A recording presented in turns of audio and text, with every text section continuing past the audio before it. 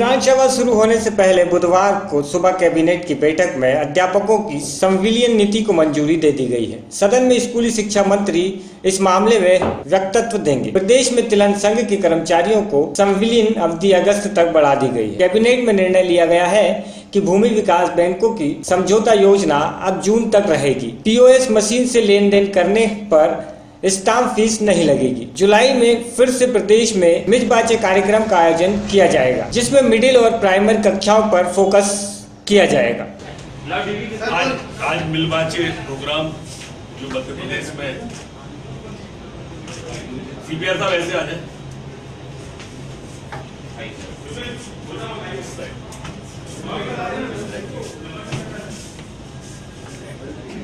हुआ था, उसकी आज समीक्षा माननीय मुख्यमंत्री जी ने की है। काफी उत्साहजनक प्रोग्राम रहे। 2 लाख लोगों ने इसमें भाग लिया। एक तरह से 2 लाख लोगों के पहुंचने से सोशल ऑडिट टाइप का स्कूलों का सभी का हुआ। स्कूल से जो जुड़े लोग थे, शिक्षा के साथ साथ किसी ने कुर्सी, किसी ने पंखा, ऐसे अधिकांश जगह पर उन्होंने अपने स्कूल को दी।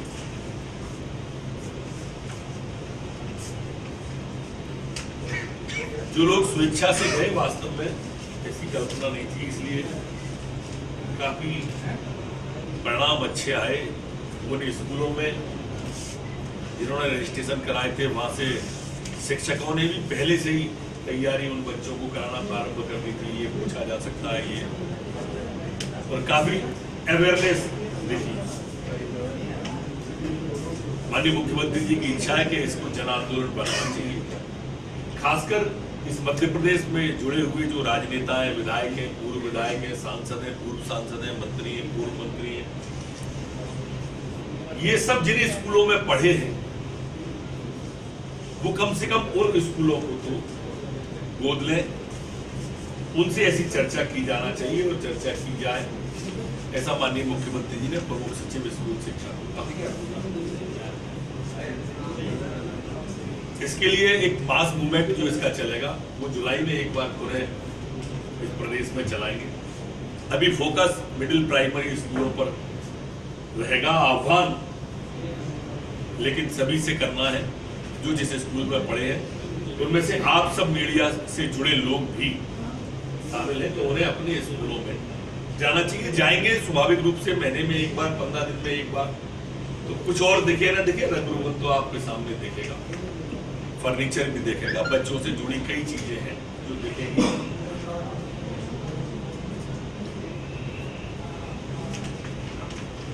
मध्य प्रदेश कैबिनेट की बैठक आज विधानसभा के समिति कक्ष में रखी गई, जिसमें अनेक महत्वपूर्ण निर्णय लिए गए। जो हमारे तिलहन संघ के सेवा आयुक्त के संविलियन की योजना थी, उसमें अब 6 माह की और वृद्धि की है। 10/8/2017 तक किए जाने का इसका आज कैबिनेट ने तय किया है। पीओएस मशीन जो भुगतान से पहले ही इसको हम मुक्त कर चुके थे, उसे अब स्टाम्प शुल्क में भी इसको व्यापारियों के बीच जो निष्पादित होना है बैंक एवं व्यापारियों में, उसमें स्टाम्प शुल्क में छूट देने का आज मध्य प्रदेश की कैबिनेट ने तय किया है। शासन की जो एक मुश्त योजना वाणिज्य उद्योग और रोजगार विभाग की थी, उस योजना को अब 30 जून तक और बढ़ाए जाने का आज कैबिनेट ने तय किया है। इसमें ये स्पष्ट कर दिया गया है कि अब इसको फिर और आगे नहीं बढ़ाया जाएगा। जो समझौता कर लेंगे उन पर आपराधिक केस नहीं चलेगा, लेकिन जो समझौता नहीं करेंगे उन पर आपराधिक केस चलाया जाएगा, ऐसा आज कैबिनेट ने तय किया है। इसी तरह से सहकारिता विभाग का हमारा जो मध्य प्रदेश सहकारिता कृषि और ग्रामीण विकास बैंक के कर्मचारियों के संविलियन का समय सीमा का था, उस समय सीमा को जो 21/10/15 थी उसे बढ़ाकर 21/10/15 को लागू की गई थी संविलियन योजना, उसे बढ़ाकर अब जून 2017 तक बढ़ाने का आज कैबिनेट ने तय किया है। इसी तरह से एलडीबी के दूसरे विषय में संस्था में एक मुक्त समझौते की जो योजना वसूली के लिए है उसे भी जून 2017 तक बढ़ाने का आज कैबिनेट ने तय किया। भोपाल से संजना प्रियानी की रिपोर्ट।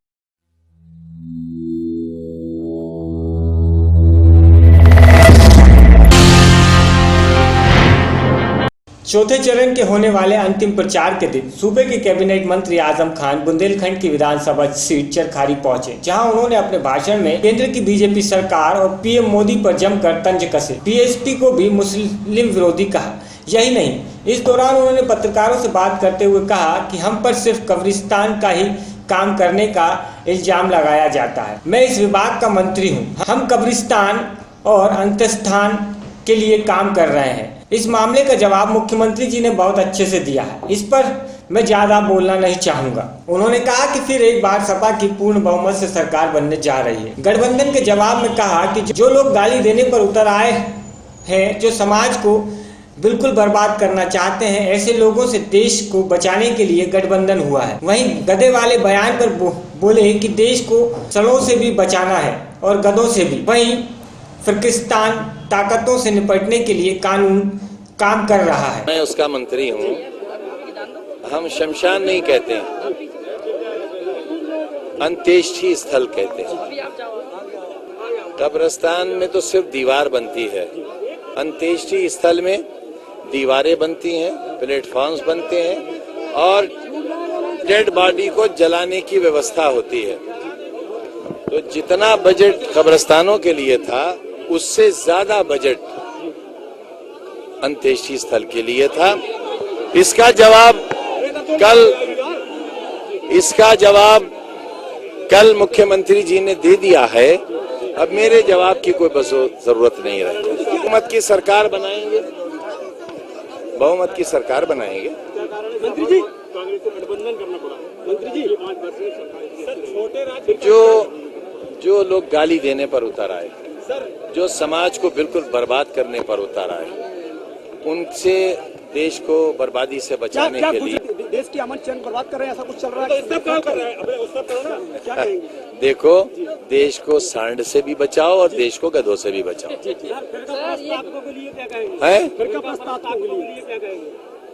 देश समाज को बांट रहे, देश को बांट रहे।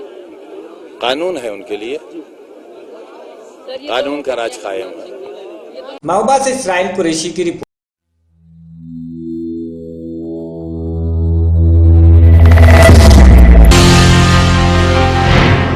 पंजाब पुलिस वैसे ही पंजाब में कोई न कोई कारनामों के कारण सुर्खियों में रहती है। यही ताजा मामला अमृतसर का है, जहां पुलिस अधिकारी की ओर से एक घर पर छापेमारी कर एक व्यक्ति को गिरफ्तार किया गया।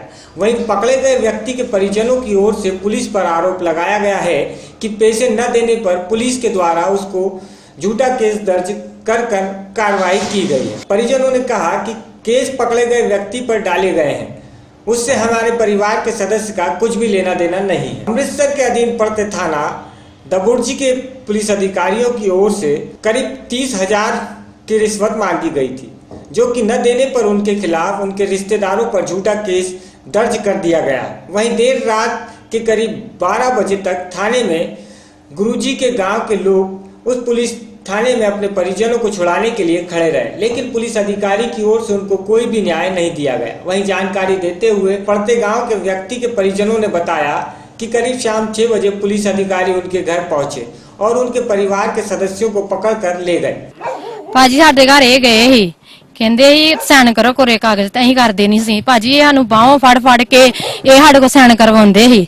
ਕਹਿੰਦੇ ਸਾਈਨ ਕਰੋ, ਕਦੀ ਗੁੱਟ ਫੜਦੇ, ਕਦੀ ਸਾਡੀਆਂ ਡੋਲੇ ਫੜ ਕੇ ਸਾਡੇ ਘਰ ਆ ਕਹਿੰਦੇ ਤੈਨੂੰ ਧਮਕੀਆਂ ਲਾਉਂਦੇ ਹਨ। ਲੀਡਰ ਪੁਲਿਸ ਲਿਆ ਕੇ ਅਸੀਂ ਤੁਹਾਨੂੰ ਅੰਦਰ ਕਰ ਦੇਣਾ, ਉਹ ਕਰ ਦੇਣਾ, ਜੇ ਕਰ ਦੇਣਾ ਵਾ। ਧਮਕੀਆਂ ਲਾਉਂਦੇ, ਚਪੇੜਾ ਮਾਰਨ ਤੱਕ, ਇਹ ਵੱਟਣ ਤੱਕ ਗਏ, ਮਾਰਦੇ ਵੀ ਸੀ। ਇਹ ਸਾਨੂੰ ਏਦਾਂ ਕਹਿੰਦੇ ਸੀ, ਕਦੀ ਕੁਛ ਕਹਿੰਦੇ ਕਦੀ ਕੁਛ ਕਹਿੰਦੇ। ਅਸੀਂ ਕੱਲੀਆਂ ਜਨਾਨੀਆਂ ਘਰ ਹਾਂ, ਸਾਡੇ ਬੰਦੇ ਨਹੀਂ ਹੈਗੇ ਘਰ। ਇਹਨਾਂ ਨੇ ਸਾਡਾ ਬੰਦਾ ਸਵੇਰ ਦਾ ਲਿਆ ਕੇ ਥਾਣੇ ਪਾਇਆ, ਨਜਾਇਜ਼ ਲਿਆਂਦਾ ਇਹਨਾਂ ਨੇ ਸਾਡੇ ਬੰਦੇ ਨੂੰ। ਉਦੋਂ ਪੁਲਟ ਪਰਚਾ ਕੀਤਾ ਇਹਨਾਂ ਨੇ ਸਾਡੇ ਤੇ। ਕਹਿੰਦੇ ਆ ਵੀ ਸਾਡੀ ਪੱਗ ਲਾਈ ਆ, ਕੁੱਟਿਆ ਮਾਰਿਆ ਸਾਨੂੰ। ਅਸੀਂ ਇਹ ਇਸ ਕਰਕੇ ਆਏ ਆ, ਇਹ ਅਸੀਂ ਦਰਖਾਸਤ ਲਿਖਾਉਣ ਡਏ ਆ। ਇਹ ਸਾਡੀ ਲਿਖਣ ਨਹੀਂ ਡਏ ਹੈਗੇ ਵੀ ਦਰਖਾਸਤ। ਕਹਿੰਦੇ ਤੁਸੀਂ ਆਪਣੇ ਘਰ ਨੂੰ ਜਾਓ ਵੀ, ਅਸੀਂ ਨਹੀਂ ਤੁਹਾਡੀ ਦਰਖਾਸਤ ਕੋਈ ਵੀ ਲਿਖਣੀ। ਧੱਕੇ ਮਾਰ ਕੇ ਸਾਨੂੰ ਘਰੋਂ ਕੱਢਣ ਡਏ ਆ।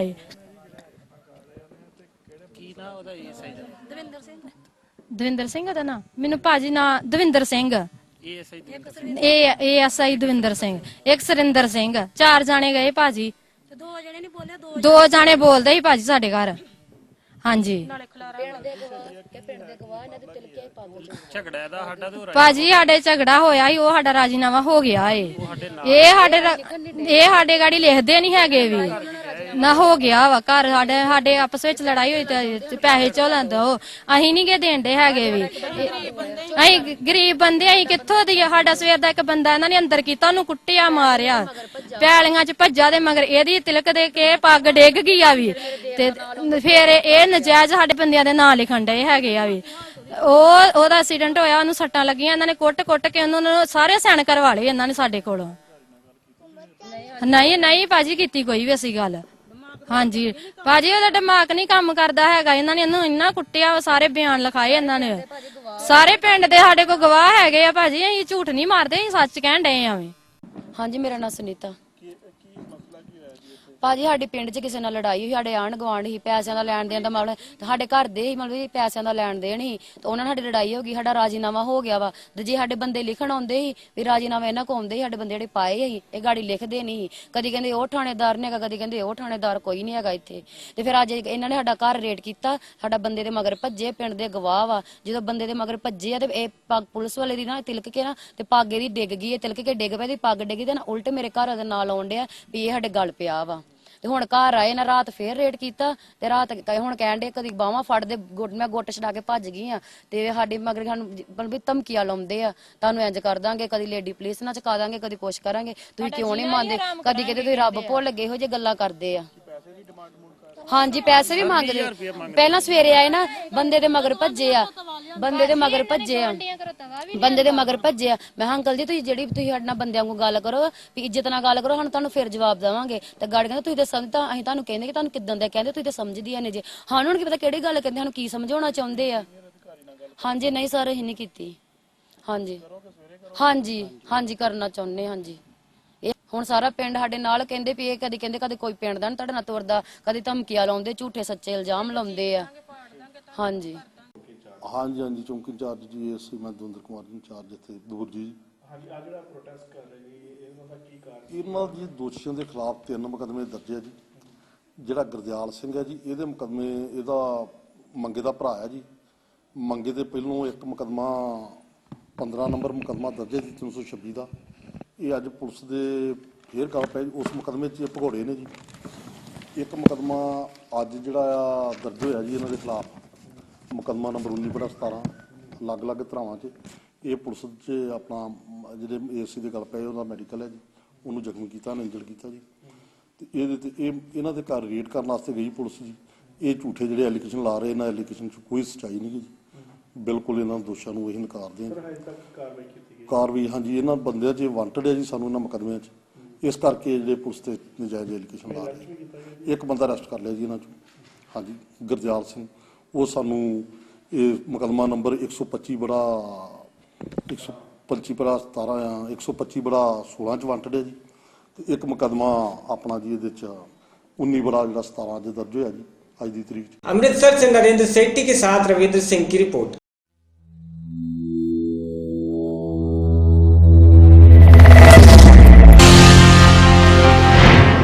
अमृतसर में नोटबंदी के फैसले के खिलाफ अमृतसर में आम आदमी पार्टी ने रोष प्रदर्शन किया। रोष प्रदर्शन बड़ा शांतिमय ढंग से किया गया। अजय गुप्ता के सेंट्रल गवर्नमेंट और मोदी की गलत नीतियों के खिलाफ हाथों में बैनर व तख्तियां लेकर प्रदर्शन किया गया। इस धरने का मकसद आम आदमी को हो रही परेशानियां था, जिसमें अजय गुप्ता ने कहा कि मोदी सरकार का तुगलकी फरमान है और देश की अर्थव्यवस्थाओं को डामाडोल कर दिया है। प्रोटेस्ट जिहड़ा आम आदमी पार्टी वालों किया जा रहा है, जिहड़ा कि 8 नवंबर ਨੂੰ ਸਾਡੇ ਪ੍ਰਧਾਨ ਮੰਤਰੀ ਸਾਹਿਬ ਮੋਦੀ ਜੀ ਨੇ ਇੱਕਦਮ ਆ ਕੇ ਟੈਲੀਵਿਜ਼ਨ ਦੇ ਉੱਪਰ 500 ਔਰ 1000 ਦੇ ਨੋਟਾਂ ਦੀ ਜਿਹੜੀ 86% ਕਰੰਸੀ ਸੀਗੀ ਸਰਕੂਲੇਸ਼ਨ ਦੇ ਵਿੱਚ, ਉਹਦੀ ਇੱਕਦਮ ਆ ਕੇ ਨੋਟਬੰਦੀ ਕਰ ਦਿੱਤੀ ਔਰ ਹਿੰਦੁਸਤਾਨ ਦੇ ਵਿੱਚ ਇੱਕ ਅਫਰਾ ਤਫਰੀ ਦਾ ਮਾਹੌਲ ਪੈਦਾ ਹੋ ਗਿਆ।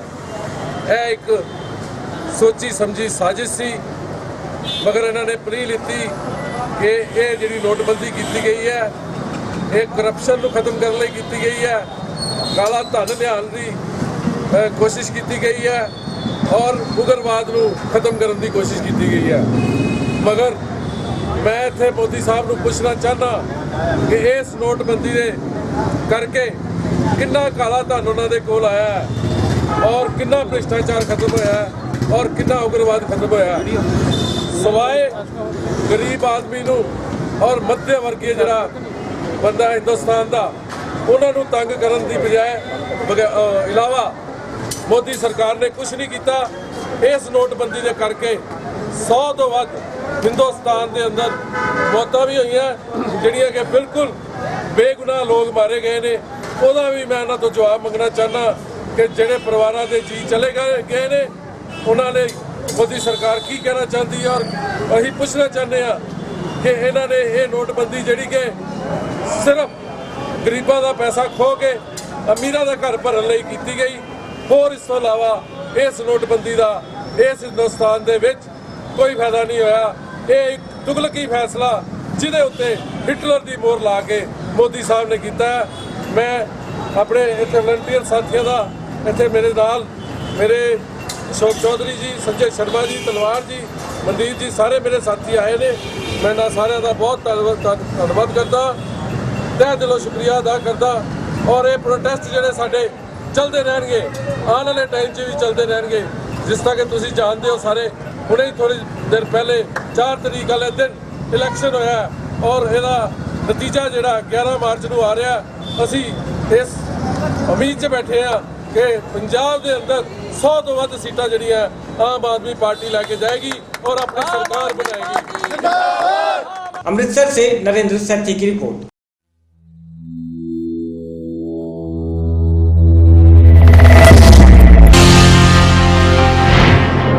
गुरदासपुर विजिलेंस के डीएसपी तजिंदर सिंह ने बताया कि जिला गुरदासपुर के गांव रेसा थाना बहरामपुर के डिपो होल्डर कुलविंदर सिंह ने उनके पास शिकायत दर्ज कराई थी कि फूड सप्लाई विभाग के इंस्पेक्टर राजेंद्र पाल ने उनके डिपो को ताला लगा दिया है और ताला खोलने के लिए उसके डिपो को जो गेहूं बांटने के लिए मिला है, जो कि करीब 190 क्विंटल है, उसके लिए 12,000 रुपये क्विंटल की रिश्वत तकरीबन 23,000 रुपये बनती है, जिसकी वह मांग कर रहे हैं। डीएसपी ने बताया कि पूरी प्लानिंग के साथ विजिलेंस विभाग की टीम की तरफ से फूड सप्लाई इंस्पेक्टर राजविंदर पाल को रिश्वत लेते हुए रंगे हाथों गिरफ्तार किया गया है। कुलविंदर सिंह डिपो होल्डर सीगा विलेज शेखे दा, उन्हें कंप्लेंट की कि उन्होंने ब्लू कार्ड होल्डर्स ਲਈ ਜਿਹੜੀ ਆ ਕਣਕ ਡਿਸਟ੍ਰੀਬਿਊਸ਼ਨ ਲਈ 189 ਕੁਇੰਟਲ ਉਹਦੇ ਕੋਲ ਆਈ ਆ, ਜਿਹੜੀ ਉਹਨੇ ਡਿਸਟ੍ਰੀਬਿਊਟ ਕਰਨੀ ਆ। ਤੇ ਜਿਹੜਾ inspector food and supply Dorangla Rajinderpal, ਉਹਨੇ ਜਾ ਕੇ ਉਹਦੇ ਡੀਪੂ ਤੇ ਤਾਲਾ ਲਾਤਾ, ਇਹ ਕਹਿੰਦਿਆਂ ਹੋਇਆਂ ਕਿ ਇਹ ਤੈਨੂੰ ਕਣਕ ਤਾਂ ਡਿਸਟ੍ਰੀਬਿਊਟ ਕਰਨ ਦੇਣੀ ਆ ਅਗਰ ਤੂੰ ਪਰ ਕੁਇੰਟਲ ਦੇ 12 ਰੁਪਏ ਦੇ ਹਿਸਾਬ ਨਾਲ ਮੈਨੂੰ 2300 ਰੁਪਇਆ ਰਿਸ਼ਵਤ ਦੇਂਗਾ ਤੇ ਫਿਰ ਤੈਨੂੰ ਇਹਦੀਆਂ ਚਾਬੀਆਂ ਮਿਲਣਗੀਆਂ। ਉਹਦੇ ਡੀਪੂ ਤੇ ਲੋਕ ਲਾ ਕੇ ਚਾਬੀ ਲੈ ਆ ਨਾਲ।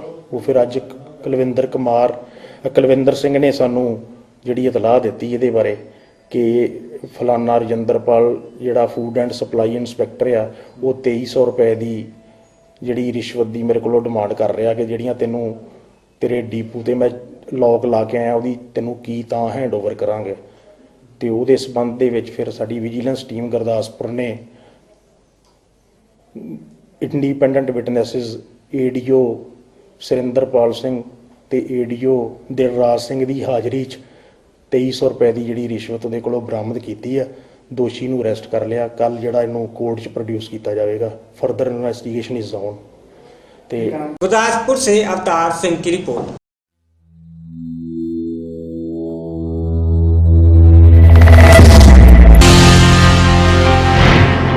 लुधियाना के ग्यारसपुरा इलाके में जेल के ठेकेदार के पास दो समुदाय के लोगों में बच्चों के मामूली विवाद के बाद झगड़ा हो गया, जिसमें भारी पथराव हुआ। मौके पर पुलिस पहुंच गई। तनाव की स्थिति बनी हुई थी। गौरतलब है कि देर रात एक समुदाय के लड़कों ने दूसरे समुदाय के साथ छेड़खानी का मामला सामने आया। उस वक्त माहौल शांत हो गया था। उसके बाद सुबह बच्चों की लड़ाई ने मामले को और गर्मा दिया, जिससे दो गुटों में जमकर ईंट पत्थर की बौछार हुई। कुछ शरारती लोगों ने एक धार्मिक स्थान को नुकसान पहुंचाने की भी कोशिश की। फिलहाल मौके पर पुलिस ने पहुंचकर मामले को संभाल लिया है और मामले की जांच की जा रही है। कल शाम को बच्चों की आपस में कुछ कहा सुनी हुई थी, उसके बाद ये और झगड़ा जो है परिवार तक हो गया, परिवार से उसको बरादरी में मना लिया। इसके बाद में ईंट रोड़े वगैरह चले, कुछ ज़्यादा बात नहीं है, सिचुएशन कंट्रोल में है, पीसफुल है। सर ये लड़की का भी कोई मामला नहीं, किसी लड़की को कोई छेड़छाड़ नहीं, कोई ऐसी बात नहीं है, कोई भी ऐसी बात सामने नहीं है अभी तक। इसमें कार्रवाई क्या करनी है? कार्रवाई बयान लिख रहे हैं, जो लिखाएंगे उसके मुताबिक कार्रवाई होगी। अभी तक मामला सामने क्या आया? बच्चों के झगड़े का ही है, इससे ज़्यादा कुछ नहीं।